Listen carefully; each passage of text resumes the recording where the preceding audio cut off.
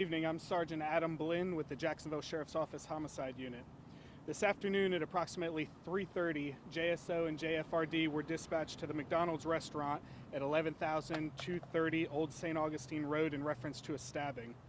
When they arrived, JFRD located the victim inside of the restaurant suffering from several stab wounds. The victim was transported to a local hospital where tragically he was pronounced deceased. Patrol officers who were responding immediately canvassed the area and located an individual matching that suspect description. He was taken into custody without incident. The JSO Homicide Unit and Crime Scene Unit responded, and we're going to conduct the investigation. We're still very early, but what we believe is that the victim and suspect know each other. They were inside of the restaurant, and at some point an altercation ensued, and the suspect stabbed the victim several times. The victim's described as a white male, approximately 60 years old, and the suspect is a white male, somewhere between 30 and 40 years old. Both of the individuals were patrons of the restaurant and are not employees. The suspect's been transported down to the Police Memorial Building where he's being interviewed. Detectives are currently at the scene processing for evidence as well as interviewing witnesses that were inside of the restaurant. The restaurant does have video surveillance, which is also being downloaded. We're asking anybody that has any additional information for us to reach out. They can call at 630-0500. They can reach out via email at jsocrimetips@jacksheriff.org, or they can reach out via Crime Stoppers at 866-845-TIPS. Can you say how the suspect was tracked down? We noticed there was a chopper in the area. Can you say where he was found and how he was He was found? located nearby. He had fled on foot. Calling in a helicopter and canines is pretty standard for incidents when somebody flees.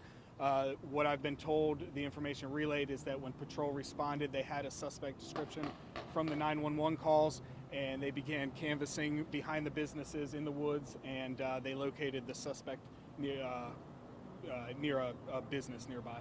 Can you tell us about the weapon that was used? We have not located a weapon as of this point. We know that the victim did suffer stab wounds, but what actual weapon caused those stab wounds, we don't know yet. Where was the suspect located exactly? Exactly, I don't know. He was behind one of the businesses, whether it's this one or that one. Can you describe the scene in the McDonald's? Multiple stab wounds. That sounds like it would have decimated the appearance of the restaurant. There's a blood trail through the restaurant that starts where the victim and suspect were seated and leading around the restaurant towards the door where ultimately the victim fell down due to his injuries, and that's where JFRD began their treatment. Were they related? We don't know. I don't believe so at this point. We believe that they are just acquaintances or friends, but hopefully through the interview with the suspect and interviews with the victims' families, we'll be able to finalize what relationship they had. What was the general mood of people inside the restaurant who had to witness this, be it employees or workers or Sure. customers? Obviously, it's a traumatic event that sadly people had to be witness to. I haven't talked to any personally. We're grateful that they are sticking around and they're cooperating with us.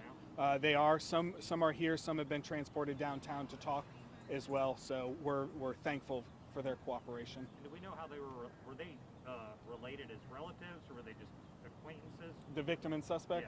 Yeah. Again, I don't know. Hopefully the interview with the suspect will shed some light onto their relationship and any interviews with the victim's family. And do we know if they were in line, or they seated and eating? Or They were seated at a table. together? Were they with anyone else?